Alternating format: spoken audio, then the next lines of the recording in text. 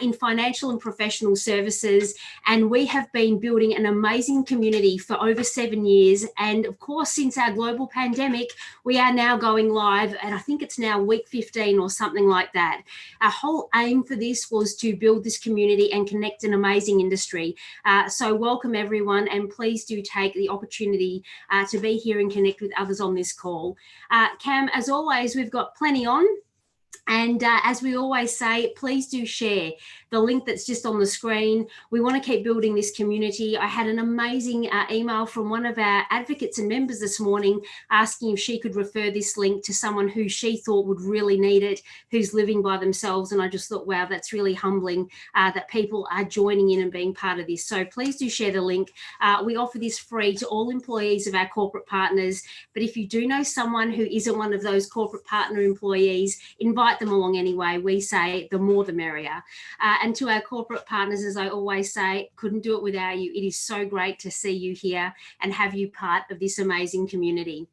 So coming up, and if you've been tuning in along the way, you know that we've always got a full deck of things happening and that there are lots on. If you're new, this is the sort of thing we do every single week. So today we've got an awesome speaker. No pressure, Mykel. I've been building you up for days now. I'm going to introduce Mykel Dixon in a moment. Tomorrow we have the incredible Donna Deswart.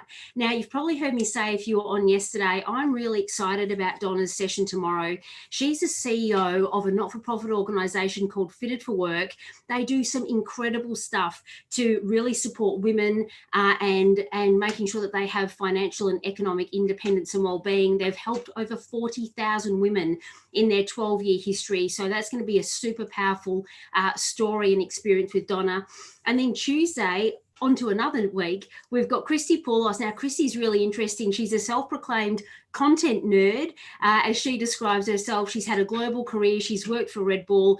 She's super interesting, creative and marketer, and she's going to be a really interesting chat on Tuesday. And Alex, just out of interest, she sent someone to space to create a video, which is next level. And I'm actually going to quiz her about that next Tuesday. So if you wonder what it takes to send a man to space to create a video, tune in.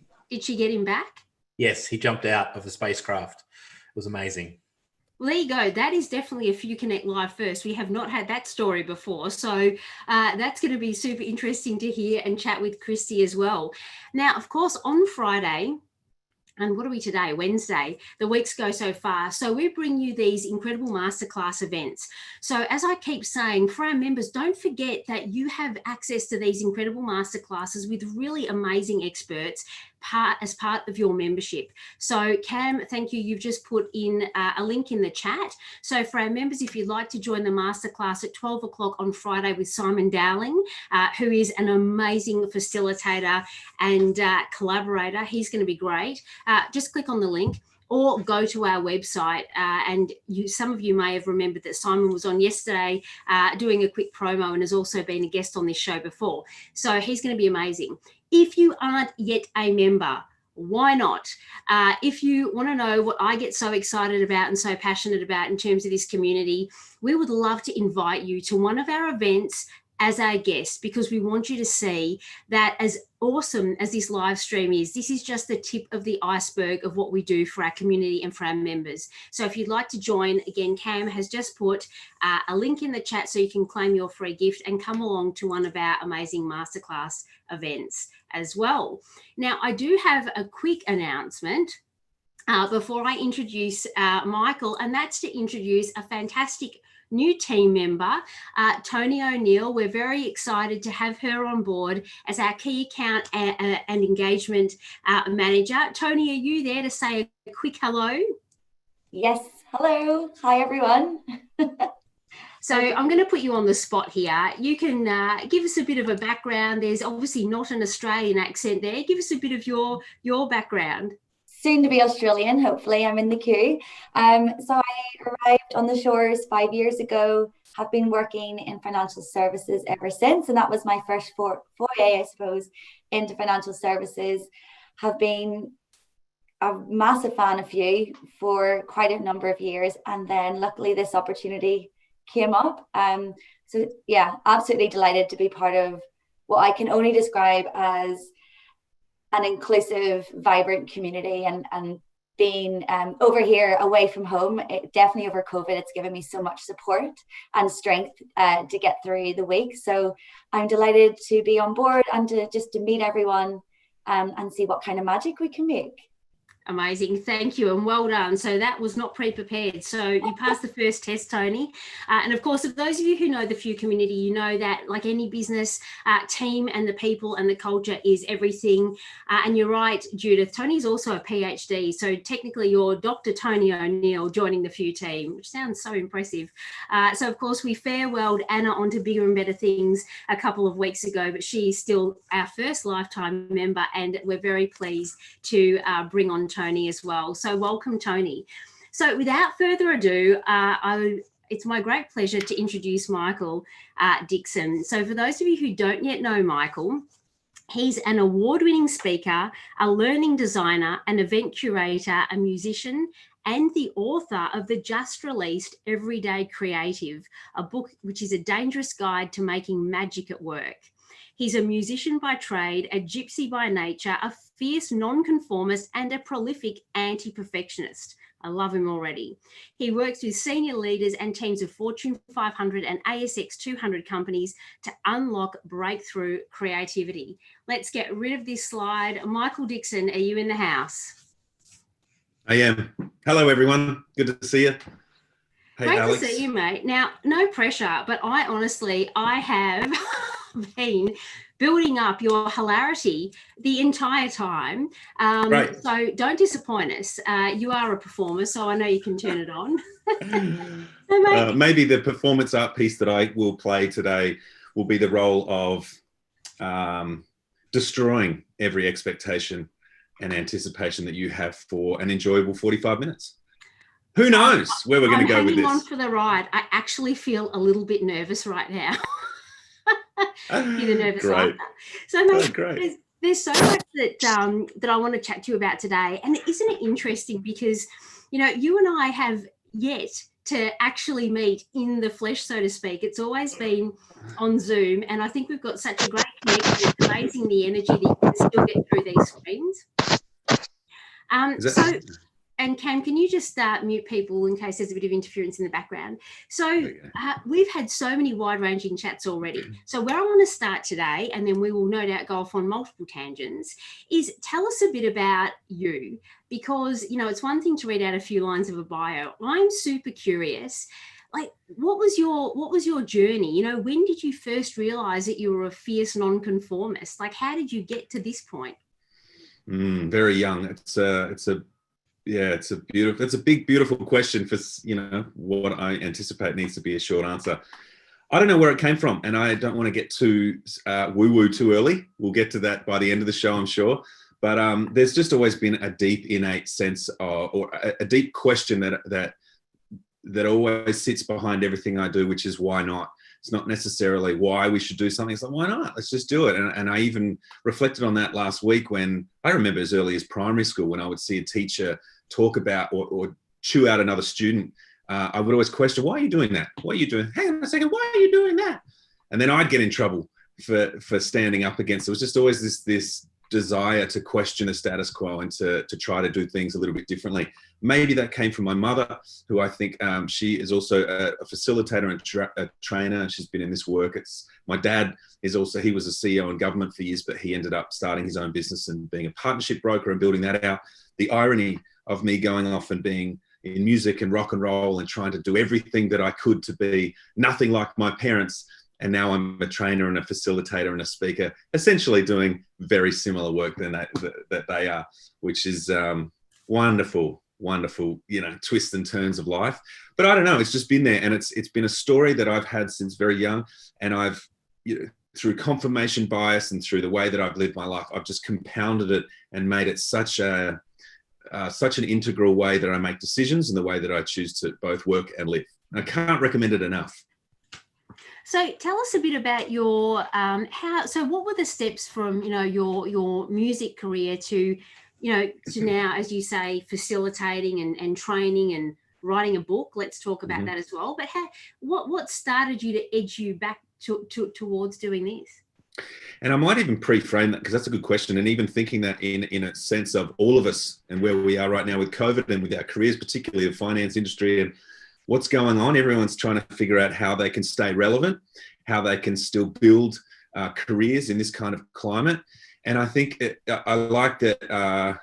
Who's the new recruit that you've got on? Tony. She said, how can we make magic?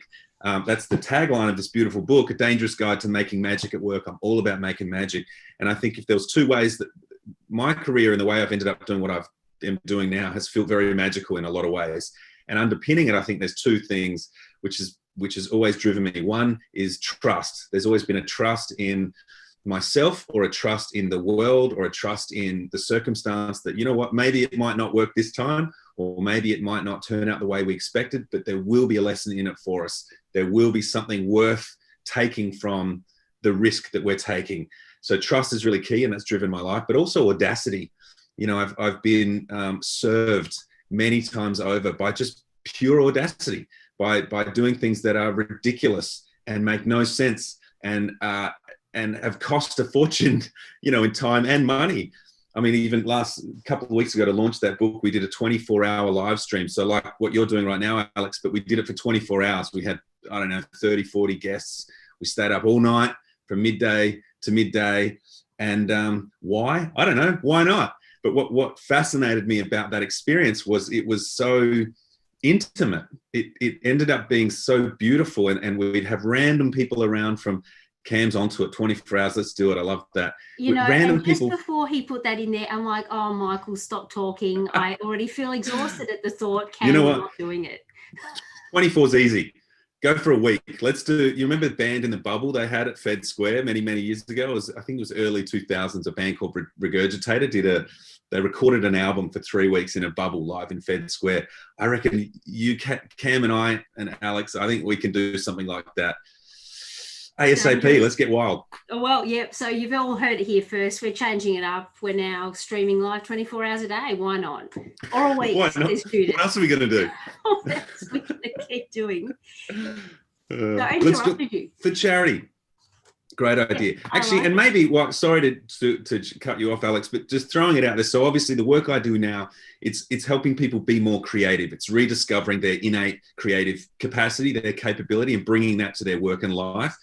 And so if anyone out there in the comments in the community that's tuning in, if you've got a specific question around your creativity or thinking about, I kind of get it, or I don't know where to find mine, or how do I apply it in this specific circumstance, whack it, have a think about it, and over the next 10 or so minutes, whack it in the comments thread. And I reckon at the end of this conversation, we'll try to get through as many as we can, because there's nothing I love more than talking about how to bring more creativity, more self-expression, more personality into our work and life, because I do think it is going to be, what already is, a defining characteristic in terms of staying relevant and staying valuable in the eyes of our customers, colleagues, clients, et cetera, et cetera. So this is super interesting and great idea. So yeah, as I always say, you a lot are not shy. So take advantage, ask some questions, and let's get some good chat going. Exactly. So Mykel, one of the things I do want to talk to you. So let's talk a bit more about the book, because I know there's a lot of research and science you've put into that. And again, you and I were sort of riffing on this theme, one of our chats, whenever that was, a couple of weeks ago. And I was saying to you, what's your answer to people that say, you know what, but I've never been a creative type, you know? I mean, a lot of this community, financial services, bankers aren't known, you know, so much for creativity. And I remember you said to me, yeah, but we can all tap into it. But it's like you were just saying, it's what we've kind of, you know, it's accepted norms and behaviors and all these things that are sort of stifling that. So talk about that. A lot of people have been talking about, probably the last 20 years, there's a woman actually who did a study in the 90s. It was about a 10-year study, and she found that our capacity for imagination, our capacity for creativity is dipping. It's diving a lot, and there's a multitude of factors because of that. And there was a very famous study, it came out saying we're in a creativity crisis. I don't believe we're in a creativity crisis. I think we're in an identity crisis. We have a misguided story about our own creative capacity. How many people in your life, it might even be you, have heard the words, oh, I haven't got a creative bone in my body. Oh, my sister's the creative one. Oh, no. My husband, he's a creator, whatever it is. So many of us have a story, a narrative. We've made it our identity that we're not creative. And yet, for those of us with kids out there, or anyone that's seen a kid before, you know, a 2, 3, 4, 6, 7-year-old, they are wildly creative. It's their natural instinct. I was thinking about just before this call, I've got my 2.5-year-old running around out there, and he can't even walk like 2 meters without just making it funky. Like he's just got to, and he's got to touch up against the wall, and he's touched something and breaks something else. Everything he does is this wild, loose expression. That was in all of us. But what happened? Exactly. Where does it go?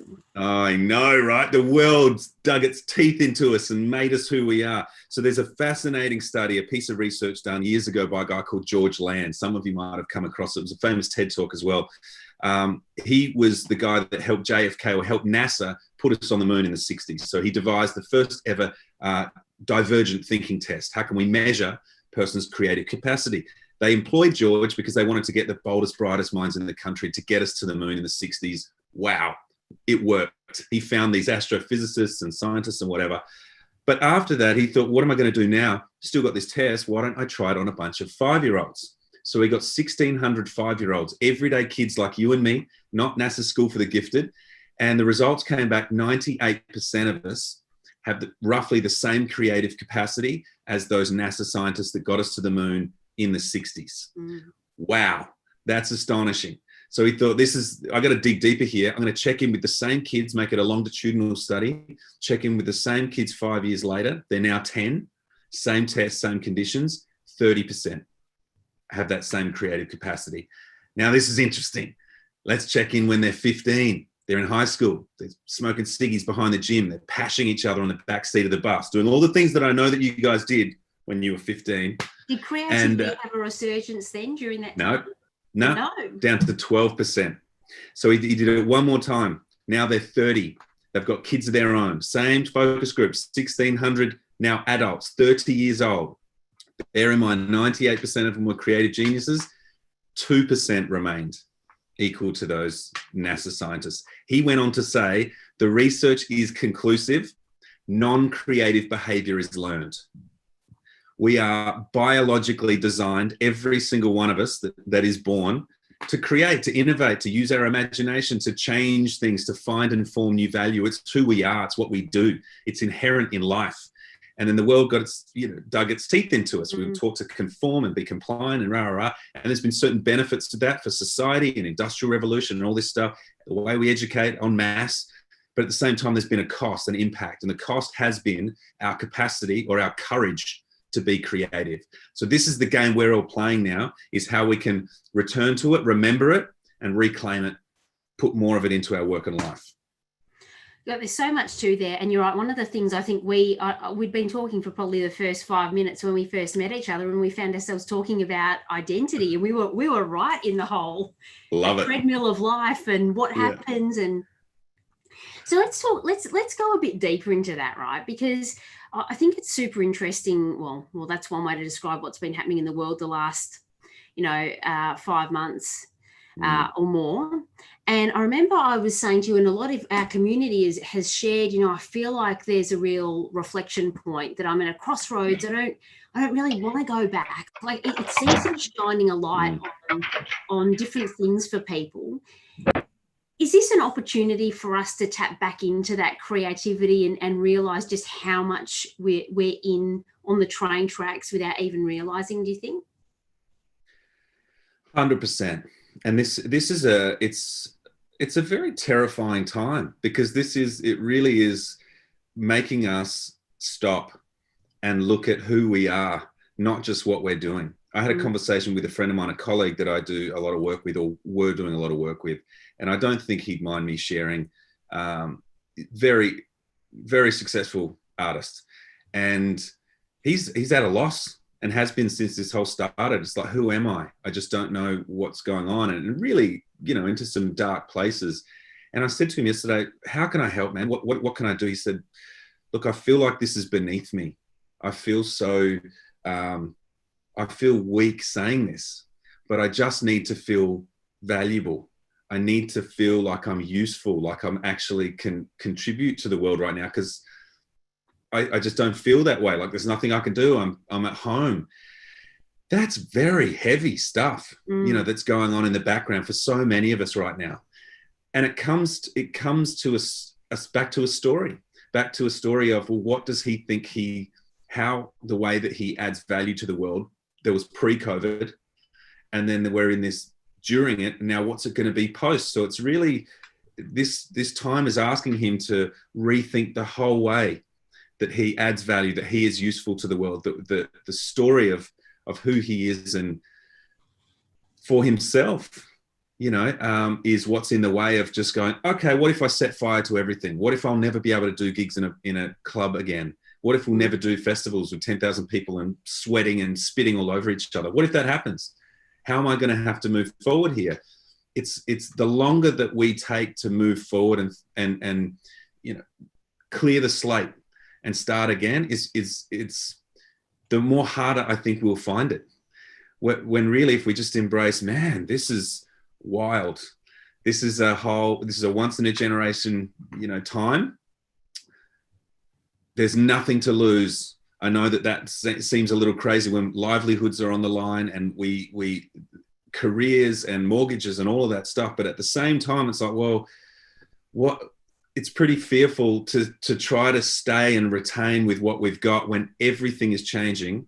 Nothing looks the same, and we just don't know. We just don't know what's going to happen tomorrow or the next day. So there's probably never been a better time to actually stop and go, all right, well, maybe I was on this path the last 20 years. Maybe I was doing what I thought I needed to do or what the world told me I should do. Maybe I went to uni and then I got my degree, I did my master's, I got an MBA, I got the job, I did the thing, I built the practice, I got the clients. Is that really what I want? Is that really what moves me? Is that what makes me come alive? Or am I just following what I thought I should have done? I tell you, Alex, I know I'm darting around a bit here, but I do a lot of work with executives, and these are very successful people that have won the game. They've got Mercedes, you know, a couple of them in the garage, and they've got the holiday house in Rye, and they're doing very well. And they're not happy, and there's something missing, and they'll come to me. They'll end up with me, and we'll write poetry, or we'll do fun stuff that they haven't done in years, and the color comes back in their face. The whites of their eyes start lighting up. It's like, oh my God, what if, Jesus, wow, this is so simple. And yet I just haven't had time for it. I haven't even given the space to consider that there could be something else in my life that might make me come alive. And then think about taking that aliveness back into your career. So once you've regained it, once you've found that magic again, then you show up to work, whether it's a Zoom call or whether it's in person, how different you're going to be, the impact that you're going to have, the conversations that will find themselves around you will look vastly different than when we're just in the machine and we've got to keep producing and being productive and go, rah, rah, rah. Mate, there's so much to this. Okay, so the first thing I want to ask you that comes to mind, there's multiple, but you're tapping onto something. So this is something that really lights me up as well, because you didn't use these words, but when you're describing what you've just done, and you're right, I think a lot of us in this community on this call would be going, well, yeah, by all the external measures of success, I am successful. You know, I've got the big career, the title, everything that you describe. Surely it's time for success to be done differently, to be defined differently, right? Because having been in the corporate world myself, and like a lot of us, you know, big jobs, there's lots to love, but there's also, you're right, you kind of go, well, if I want this, I've got to behave like this, or I've got to make these sacrifices. And it's not about not working hard or not being passionate or learning, but surely there's a better way that says, you know what, we can be successful, whatever that means for us, but not lose the creativity or freedom or, you know, all the things that you're talking about. I mean, what do you reckon about that? It's such a beautiful question, and it's such a personal question, I think, and this is probably why we find it so challenging, is because we've really been conditioned to believe there's a universal idea of what success is. There's that we all know what it means. It's a particular size car or house or job title or suit or whatever. And we've adopted this, and we've taken this on without knowing it. It's so pervasive in our culture.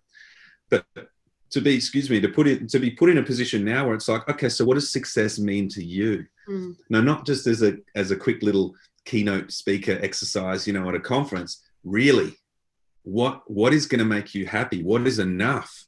How do you want to spend your time? How do you want to, because now you've got a moment to do that, whether you like it or not.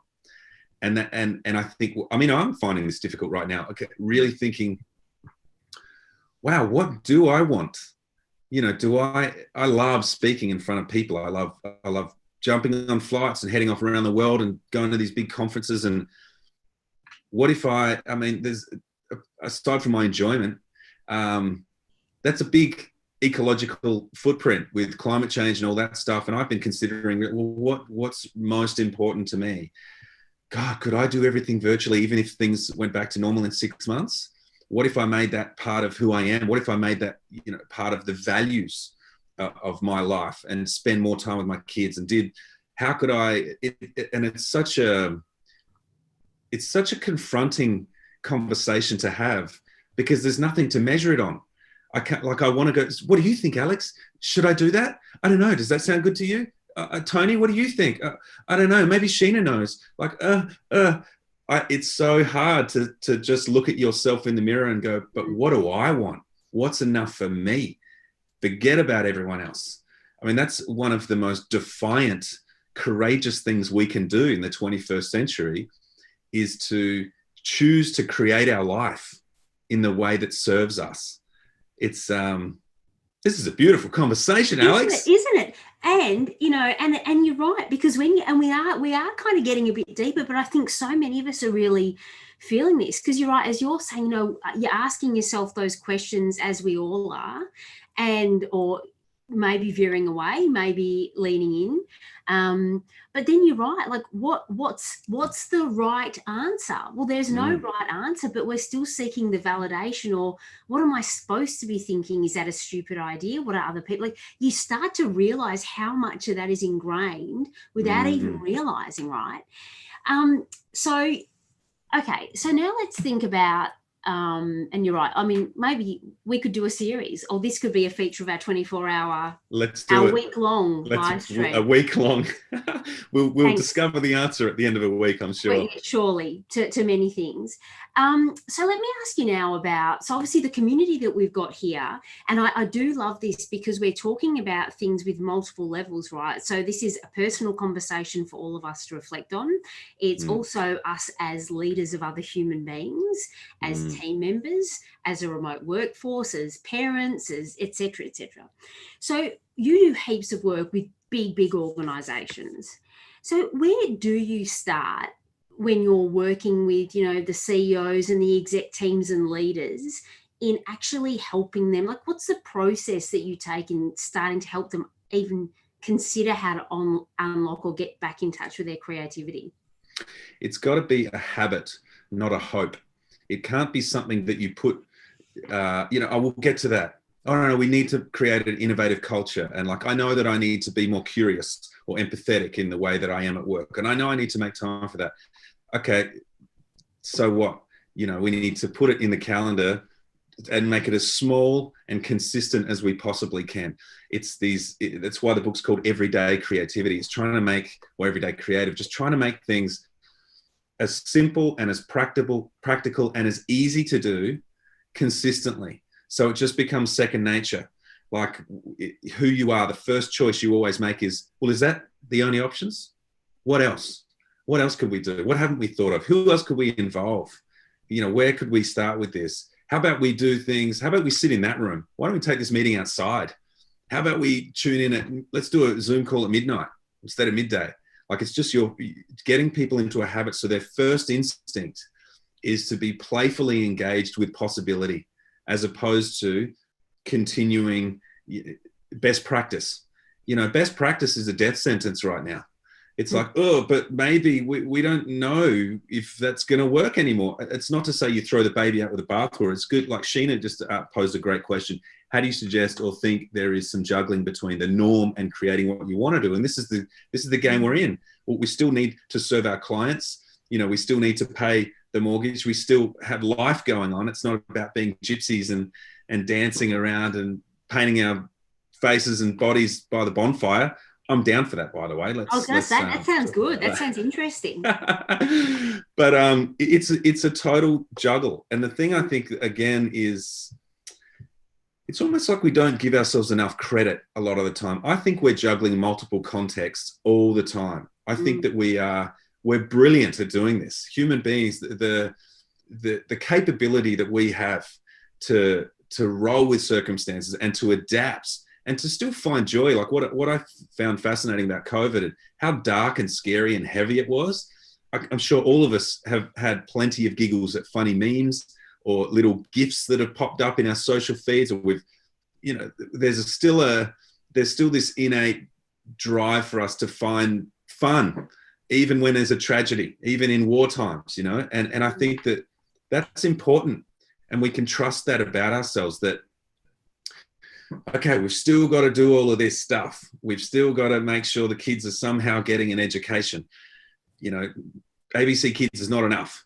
Netflix is not serving them. And yet, how am I going to find the time to be there for them? This is what I love. There's a chapter, the second chapter of the book is called The Obstacle is the Way. The Obstacle is the Way. It's seeing those very challenges. How do I manage the high level stuff and the normal day to day? That's the perfect circumstance for you to exercise your creativity, for you to build the habit. It's like, oh, okay, yeah, how do I do that? Sit in that question, ask yourself that. Take a chance, try something different. Like the very thing that seems to be what's blocking your creativity or a more creative life is the thing you can apply your creativity to. Does that make sense to everyone? Yeah, it does. And I reckon this is a really good point, Mykel. So I want to hear from all of you.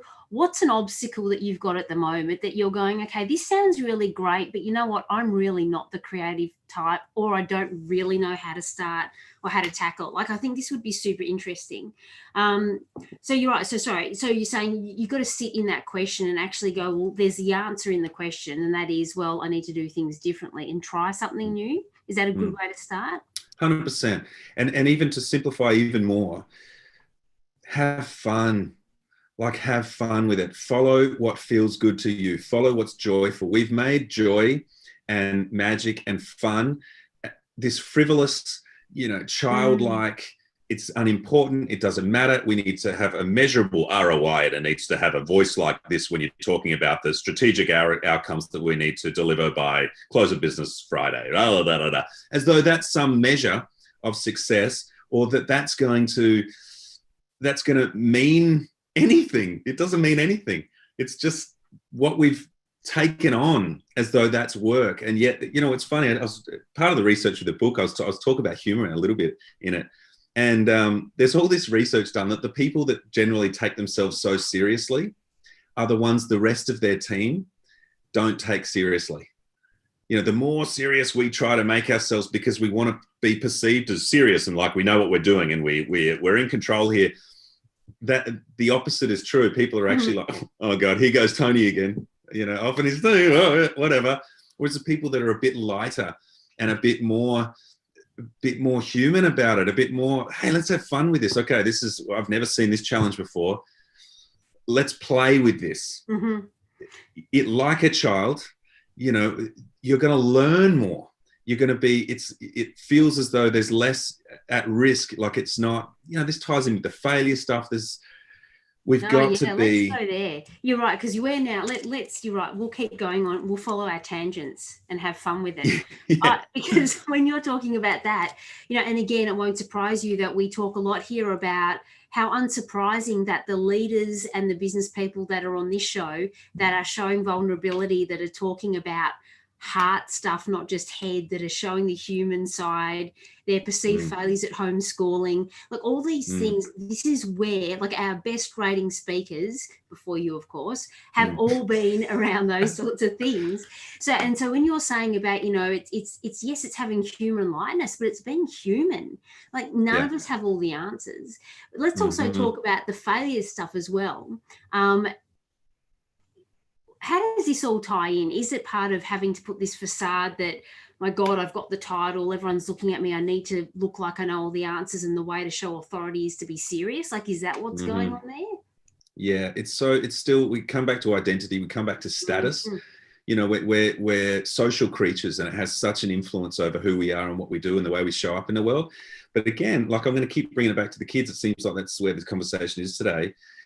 They're so curious about everything. So there's less, it feels as though that they're, I mean, even physically, you know, they're lower to the ground, so they've got less distance to fall, you know, metaphorically speaking. But the taller we get, the more it feels like we've got to lose if we mix up, if we mess up, or if we make a mistake.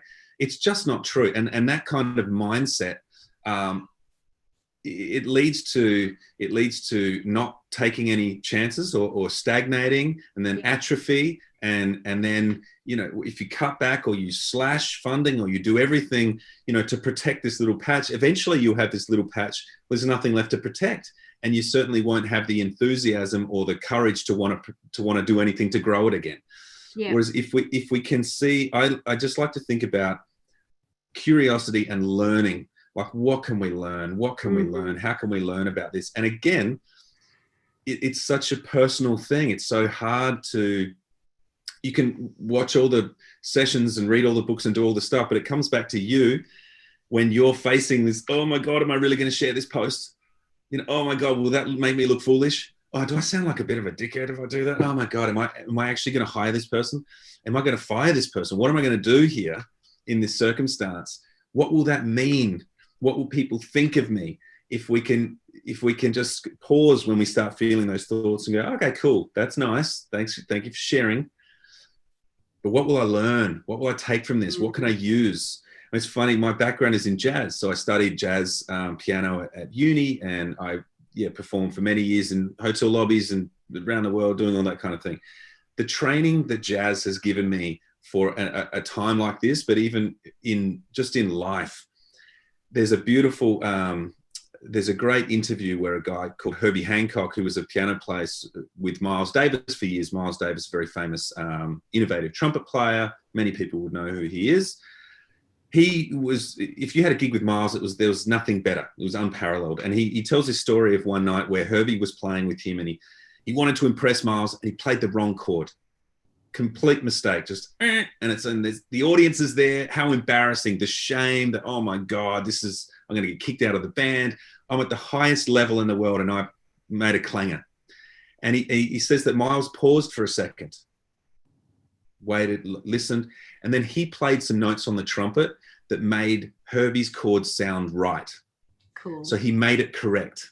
So he's taken a mistake and turned it into a melody. That, I mean, in terms of leadership, in terms of who we want to be, not just at work, but in life, if we can be someone that makes melodies out of mistakes, not even our own, but everyone around us, if we can see the whole world as just an opportunity to make music, no matter what sounds are coming at us, you know, we're clanging on tin cans and the top of coffee mugs, and we're using the world around us to make music, and moving forward. How valuable is that person? Who doesn't want that person in their team? Who doesn't want that person in their corner, you know, as a business or as a friend? It's such a beautiful way to be in the world, is to just be, let's use that. Oh, that's not what we wanted. Let's use it. What can we build from it? What can we create with this? Wow, this is the clanger. This isn't looking great for our brand. All right, how can we use it? How can we leverage this and spin it in a way that might teach us something else, that might take us to another place or another outcome? It's powerful characteristic. Mate, it's so powerful, and I love that analogy. That's such a great story, and I love, you know, make melody out of mistakes. I think all of us can, like, that's something to really remember, right? Because I mean, again, you're covering so much, and you've got so much research there, but we're talking really about fixed mindsets versus growth mindsets, and curiosity and problem solving and creativity, and allowing your team to shine and feel safe to fail. Like, there are so many big topics underneath what you're saying. I love, okay, so Cam's just asked you to create a 3-minute live intro jingle. You're going to play us out today as well. Probably. I'll record something and I'll send it to everyone. Thank you. So you're all seeing this happen live. I knew it would be dangerous to introduce you to Cam. I just knew it. It's going to result in something crazy for me. So Sheena, I really love that you've shared that as well, Sheena. So she's saying, I'm trying something new, most of the time having fun, but being my own worst judge. Yes, let's get into that. I get impatient, I hear, and that can hold me back. So talk to us a bit about, because I think it's almost what you're already saying is this internal monologue, which is so bloody exhausting because it's worrying about everything else. How do we start to just have fun instead of being judgmental of ourselves? This is the endless game that we're playing. And I think in my anecdotal research, in my own life experience, that those of us that are more sensitive to others are also more sensitive to ourselves in the way that we see and perceive the world. Natural tendency is to really be quite hard on ourselves and to go, oh my God, I'm failing. I'm not getting there fast enough. I'm not doing it right. Must be something wrong with me. I'm not like them. You know, if only I had what they've got. And I'm sure, you know, a lot of people have covered this before. I journal a lot. I've always journaled my whole life. And I do it just as this, like I write to myself. I've been doing it since I was 15. If you read them, it'd be wonderfully embarrassing, you know, but it's just like I'm my little life coach. You hang in there, Mike. I even write, Mike, man, you keep doing what you're doing. I believe in you, man. You know, you just, and I give myself a little pep talk. And my wife, Kate, she'll know when I'm a bit like, and I'll start questioning myself. I'll get caught up. She'll go on, right. We'll just go and sort yourself out. Just take 45 or take 10 or whatever it is and go and give yourself a pep talk. That's what I can do. But I've also very consciously created a network of people around me, which is what's so valuable about what you're doing, Alex. And I'm sure everyone on this call would be aware of the value of community. But having a team. So there's a guy, Phil Sobrano, he's a guitarist, Kate Sobrano, we're all familiar with her brother. He's my right-hand man. We work together in a lot of events when we do music and leadership development. He calls me every single day for no reason other to let me know that I'm fabulous. He reminds me, you know, he just says, hey man, how you going? What's going on? I'll be like, hey dude, you know, I was thinking about it last night and, you know, that last session that you did, just incredible.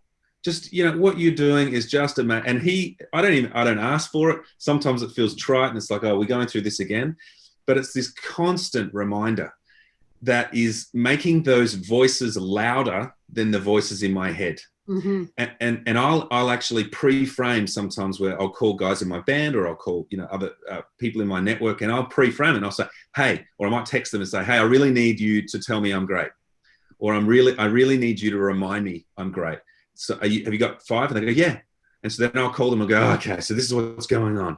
And I'll say the thing. And they know that the whole reason I'm calling is for them just to go, yeah, but you know what, Mike? The thing about you is you're awesome. You're this, you're that, reminding me of all the stories that I've clearly forgotten.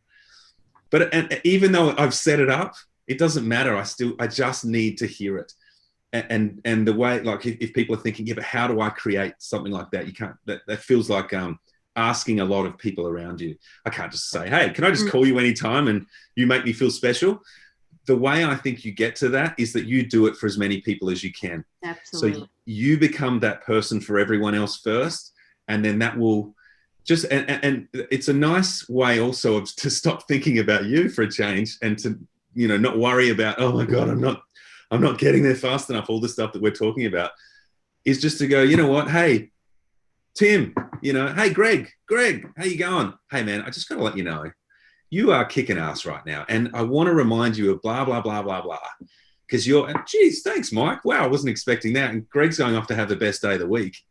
And then you feel enlivened and enjoyed. And suddenly all the stuff that you cared about doesn't seem to matter anymore. And then life goes on. Nothing's changed except the energy. And you can get back to doing the work that you know you need to do.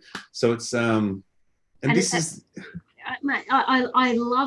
that because it's the small things and it takes it out of yourself. You're out of yourself. It's the whole gratitude piece.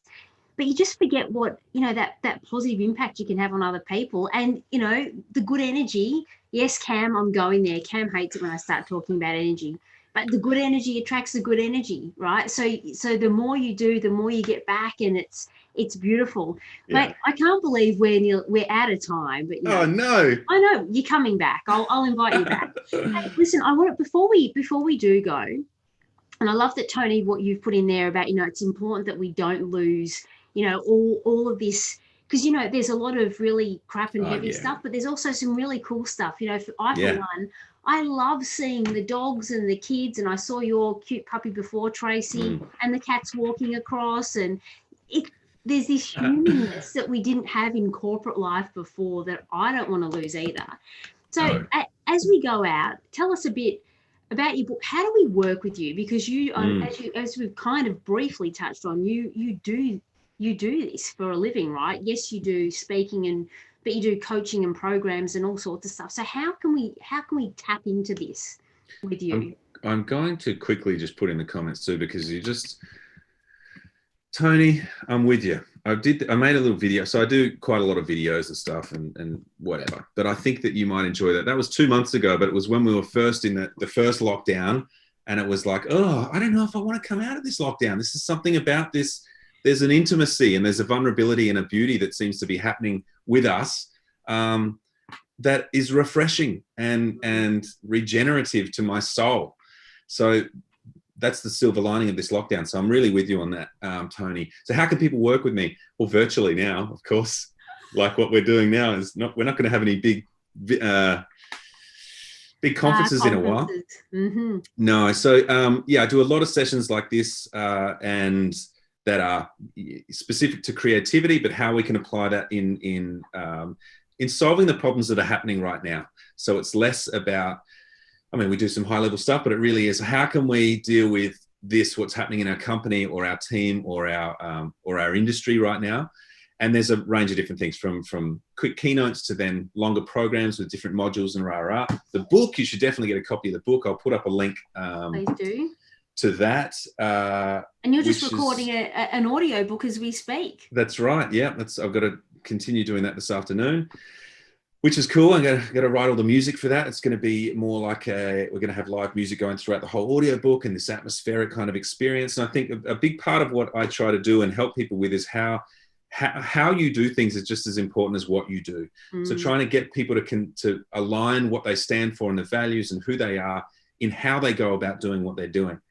We do like mentoring programs, creative coaching, and even I think I'm going to launch, we were talking about it yesterday, I'm going to do a boot camp before the year is out, because if we're still in this, if we're still, juggling with COVID, it's okay.